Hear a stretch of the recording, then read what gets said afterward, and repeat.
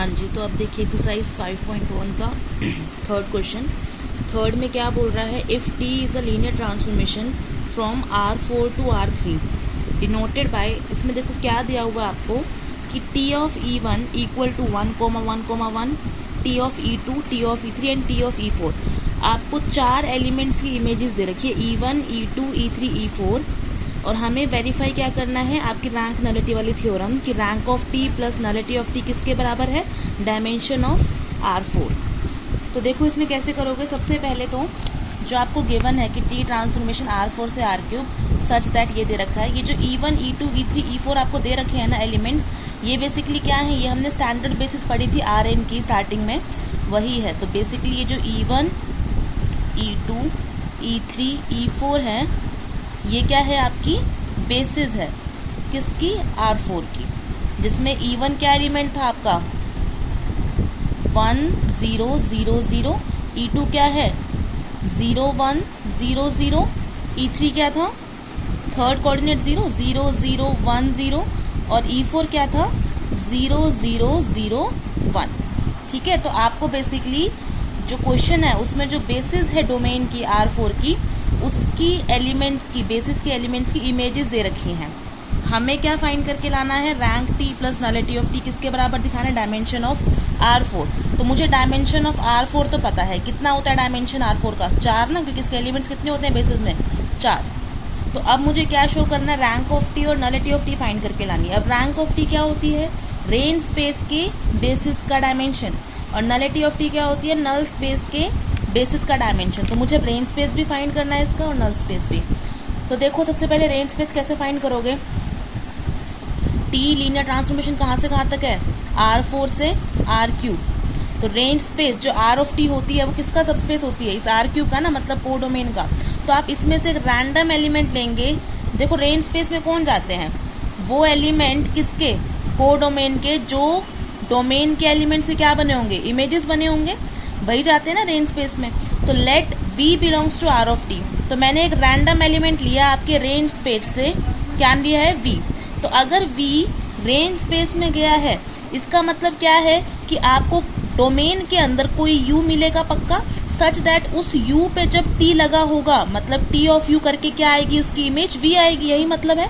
तो let V belongs to range space of T, this implies कि एक exist करेगा U कहाँ से, R4 में से, मतलब डोमेन में से, such that T of U किसके बराबर होगा, V के। ठीक है, अब U कहाँ से लिया आपने, डोमेन से। अब थोड़ा सा U को सिंप्लीफाई करते हैं। जो आपका U है वो क्योंकि R4 से आपने लिया डोमेन से, तो R4 में किस टाइप के एलिमेंट होंगे, 4 टपल एलिमेंट। तो U किसके बराबर होगा, कुछ x1 x2 x3 x4। ठीक है, तो U ये हो गया। एंड सिंस R4 के बेसिस क्या है आपकी, E1, E2, E3, E4, इनसे मिल रहे हैं ना, और वेयर E1 क्या है 1 0 0 0, E2 क्या है 0 1 0 0, E3 है 0 0 1 0 एंड E4 क्या है 0 0 0 1।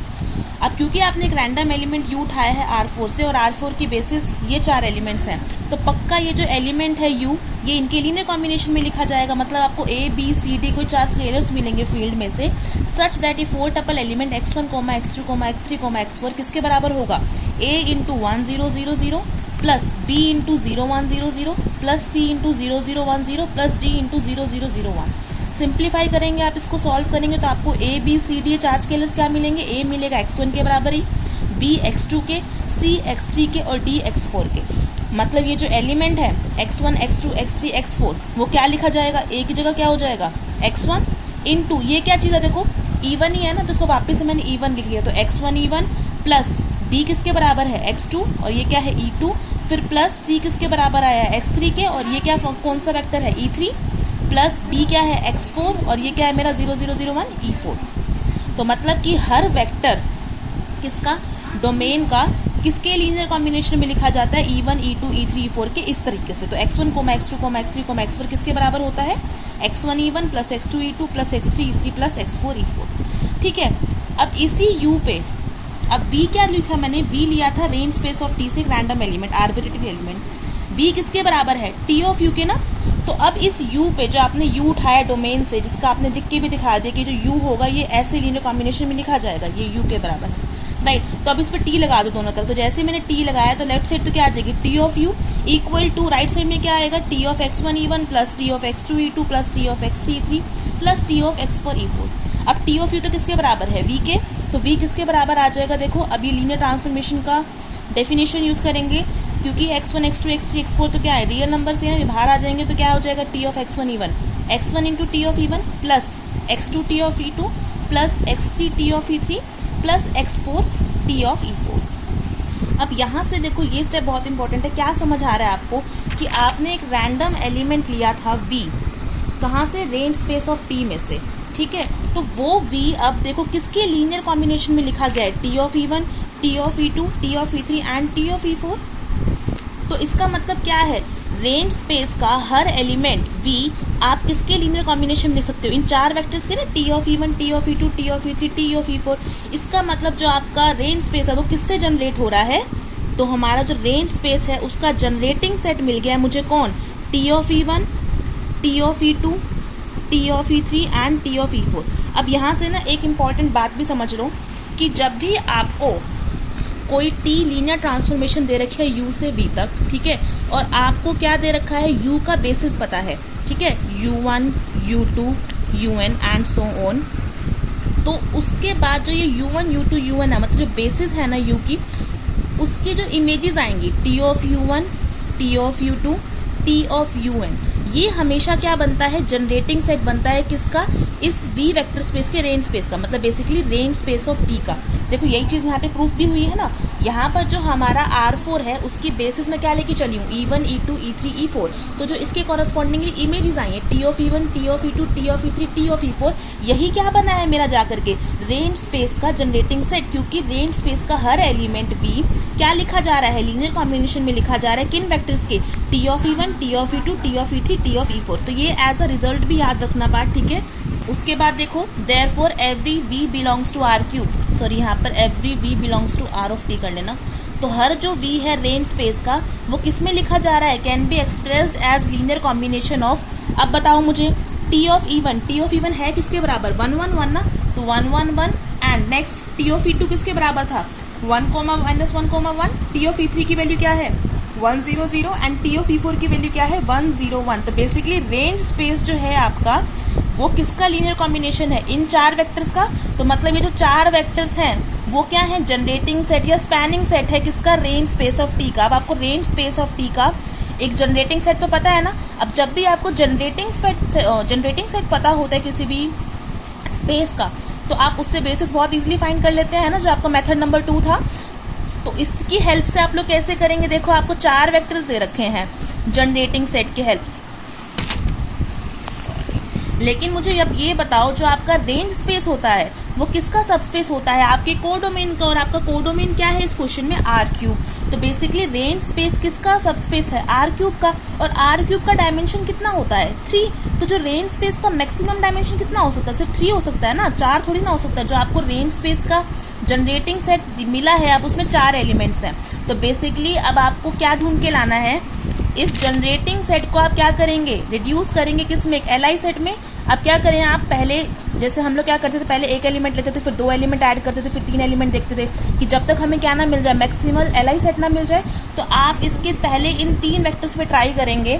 जैसे ही आप चेक करेंगे ये 1 1 1 1 -1 1 एंड 1 0 0, तो ये जो सेट है ये एल आई भी बनेगा। क्योंकि ये सेट एल आई हो जाएगा और ये जनरेटिंग सेट था, तो मतलब ये जो फाइनली आपको सेट मिला है ये क्या मिलेगा आपको, आर ऑफ टी की बेसिस। कर चुके हैं हम लोग ये क्वेश्चन, तो हमारे पास बेसिस मिल गया आर ऑफ टी की, ये 3 वेक्टर्स की। ऐसे चेक कर लेने एल आई बनेंगे, ठीक है, पहले 3 वेक्टर से एल आई बन जाएंगे। तो इसका मतलब अगर आपको बेसिस मिल गई है रेंज स्पेस की, तो डायमेंशन क्या हो गया रेंज स्पेस का 3। तो मतलब रैंक ऑफ टी कितनी आई है 3। इतना काम हो गया। अब मुझे नल स्पेस की बेसिस फाइंड करनी है। तो अब नल स्पेस की बेसिस फाइंड करने के लिए let u belongs to null space of T, एक रैंडम एलिमेंट मैंने यू उठाया है नल स्पेस से, ठीक है। अब क्योंकि नल स्पेस किसका सब स्पेस होता है, डोमेन का। डोमेन क्या है R4, इसका मतलब U क्या होगा, कुछ x1, x2, x3, x4 type का एलिमेंट होगा, क्योंकि किसको बिलोंग कर रहा होगा फाइनली, R4 को ही कर रहा होगा ना। अब क्योंकि u नल स्पेस को बिलोंग करता है तो मतलब ये जो u होगा इस पे t लगने के बाद हमको मतलब इमेज क्या मिलेगी इस u की, 0 मिलेगी ना किसमें, कोडोमेन में। देयरफॉर t ऑफ u किसके बराबर होगा, 0 के। तो t ऑफ u क्या है मेरा, x1, x2, x3, x4 किसके बराबर होगा, 0 के।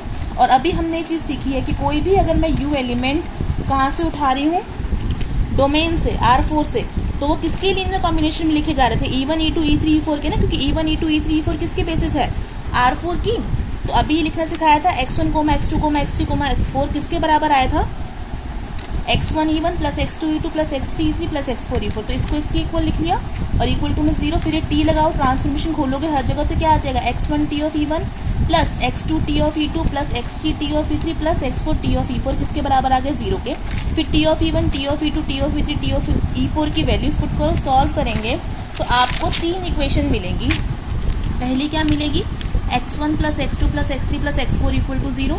नेक्स्ट मिलेगी x1 minus x2 equal to 0। Third मिलेगी x1 plus x2 plus x4 equal to 0।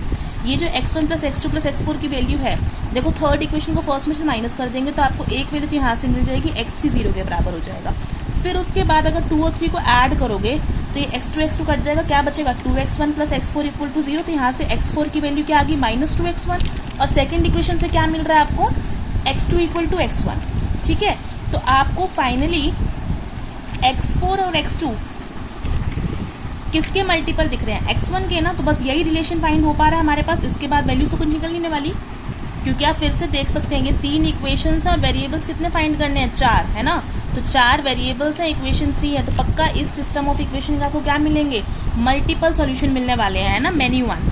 तो यहाँ से अब आपका एक फ्री वेरिएबल पक्का मिलना था, तो वो फ्री वेरिएबल कौन बना, आपका x1 मिला है। तो अब मुझे बताओ यहाँ से फाइनली क्या मिला, जो आपका u वेक्टर था वो किस टाइप का था, x1, x2, x3, x4। तो x1 को तो x1 लिखा, कोमा x2 क्या है आपका x1, x3 क्या आया है 0 और x4 क्या आया है -2x1, राइट। तो x1 बाहर कॉमन निकाल सकते हो, तो u किसके बराबर आ गया, x1 इंटू 1, 1, 0 -2। तो आपने एक u आर्बिट्ररी एलिमेंट लिया था नल स्पेस से, और u किसके बराबर आ गया, कुछ मल्टीपल आया है किस वेक्टर के, 1, 1, 0, -2। मतलब हर नल स्पेस का एलिमेंट किसका लीनियर कॉम्बिनेशन है, इस वेक्टर का। तो मतलब नल स्पेस का जनरेटिंग सेट क्या मिला है आपको, 1, 1, 0, -2 वेक्टर। और क्योंकि ये सिंगलटन सेट है और सिंगलटन एलिमेंट हमेशा LI भी होता है, तो ये जो सेट है एक वेक्टर का, ये LI भी है और स्पैन भी कर रहा है नल स्पेस को। मतलब यही क्या है, आपके नल स्पेस की बेसिस है न। तो नल स्पेस की बेसिस में कौन गया है, सिर्फ एक वेक्टर गया है, हेंस डायमेंशन कितना है नल स्पेस का, 1। तो देयरफॉर नलिटी ऑफ टी, जिसको आप म्यू ऑफ टी बोलते थे, वो कितनी आई है, 1 आई है। तो अब वेरीफाई कर लो। अब हमको वेरीफाई क्या करना था कि डायमेंशन ऑफ R4 किसके बराबर है, rank T plus nullity of T. अब डायमेंशन ऑफ R4 तो 4 था, equal to rank of T कितनी आई है पीछे, 3 प्लस नलिटी ऑफ टी कितनी आई है, 1। तो 3 + 1 किसके बराबर आ गया, 4 के, हेंस प्रूफ। यही आपको इसमें प्रूफ करना था। अब देखिए 5th और 6th क्वेश्चन देखो, दोनों सेम टाइप के हैं। 6 देखिए, 6 में क्या बोल रहा है, अगेन लीनियर ट्रांसफॉर्मेशन फाइंड करनी है, t from R³ to R³ whose range is generated by 1, 0, -1 and 1, 2, 2। तो ये क्वेश्चन किस टाइप का है, जब आपको लीनियर ट्रांसफॉर्मेशन फाइंड करनी हो और आपको जनरेटिंग सेट दे रखा हो किसका, रेंज स्पेस का। 4th क्वेश्चन हमने कैसे किया था, लीनियर ट्रांसफॉर्मेशन फाइंड करी थी, आपको गिवन क्या था, नल स्पेस का जनरेटिंग सेट दिया था, ये हम कर चुके हैं। अब हम क्या सीख रहे हैं, लीनियर ट्रांसफॉर्मेशन फाइंड करना जब हमें रेंज स्पेस का जनरेटिंग सेट दिया हो। तो देखो सबसे पहले तो टी ट्रांसफॉर्मेशन कहाँ से कहाँ तक है, R³ से R²। तो अब देखो सबसे पहले तो R³ का मुझे बेसिस पता है, जर्नल वाली स्टैंडर्ड बेसिस 1, 0, 0, 0, 1, 0, 0, 0, 1, ये मुझे पता है किसकी बेसिस है, R³ की, ठीक है। एंड अभी जो हमने क्वेश्चन किया था उसमें हमने क्या सीखा था कि जब भी मुझे डोमेन की बेसिस पता हो, तो जो डोमेन की बेसिस है उन एलिमेंट्स की जो इमेजेस वाला सेट होगा वो हमेशा क्या बनता है, रेंज स्पेस का जनरेटिंग सेट।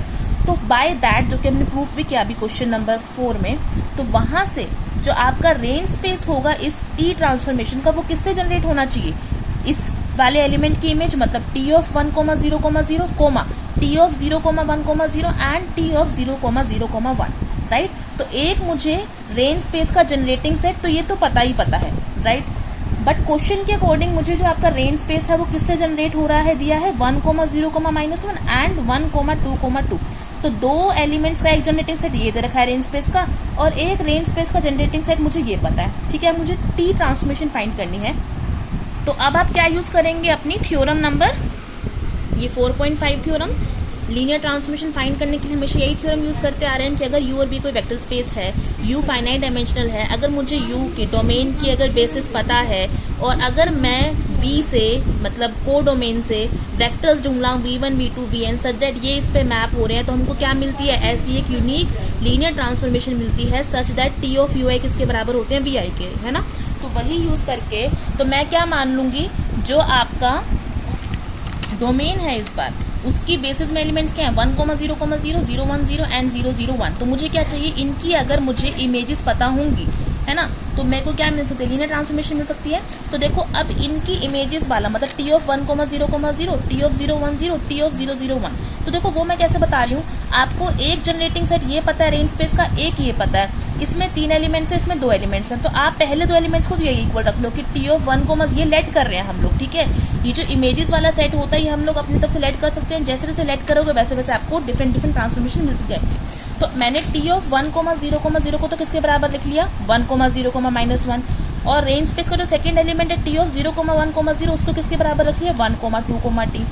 और जो तीसरा एलिमेंट है टी ऑफ 0, 0, 1, अब क्योंकि देखो 2 की तो इमेजेस आपने यहाँ से कर ली, ठीक है, तीसरे की नहीं पता, तीसरा जो बेसिस का एलिमेंट है उसकी इमेज नहीं पता, तो मैंने कहा था आप खुद से लेट कर लेंगे, वो आपकी चॉइस है, और वो ज्यादातर आप लोग क्या रखेंगे, 0, 0, 0 ही रख लेंगे। तो मैंने तीसरे जो एलिमेंट है टी ऑफ 0, 0, वो किसके बराबर रख ली, 0, 0, 0। अब आपको क्या पता है, T of U I equal to V I, ये आपने ढूंढ लिया ना अपने हिसाब से कि हर बेसिस के हर एलिमेंट की आपको इमेज आपने मान ली है। अब ये मिलते ही आप लोगों को ट्रांसफॉर्मेशन निकालना बहुत आसानी से आता है कि अगर आपने सबसे पहले क्या लेना है, एक एलिमेंट लेना है डोमेन से, for each vector x1, x2, x3 belongs to R3, हम इसको किस में लिख पाएंगे, जो बेसिस के एलिमेंट उनके लीनियर कॉम्बिनेशन में लिख पाएंगे। वहां से आप ABC फाइंड करेंगे तो A x1 के बराबर आ जाएगा, B x2 के, C x3 के, फिर दोनों तरफ T लगाओ तो T of x1, x2, x3 किसके बराबर आएगा, T ऑफ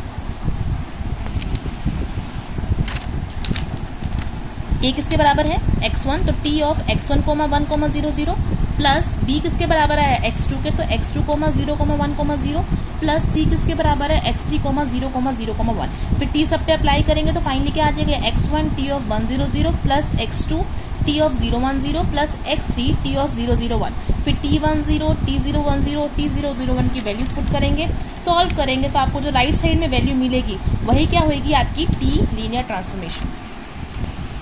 तो ऐसे करना ये क्वेश्चन करके आपकी से 5.1 पूरी हो जाएगी। तो इसको कर लेना, कुछ डाउट है तो पूछ लेना। तो अब आप पहले अपना 4 और 5 चैप्टर कंप्लीट कर लो अच्छे से, और फिर से एक दिन डिसाइड करके मुझे बता देना। तो उस दिन मैं आपकी डाउट क्लास रख लूँगी जिसमें आपके 4 और 5 चैप्टर के डाउट्स डिस्कस कर लो। Thank you.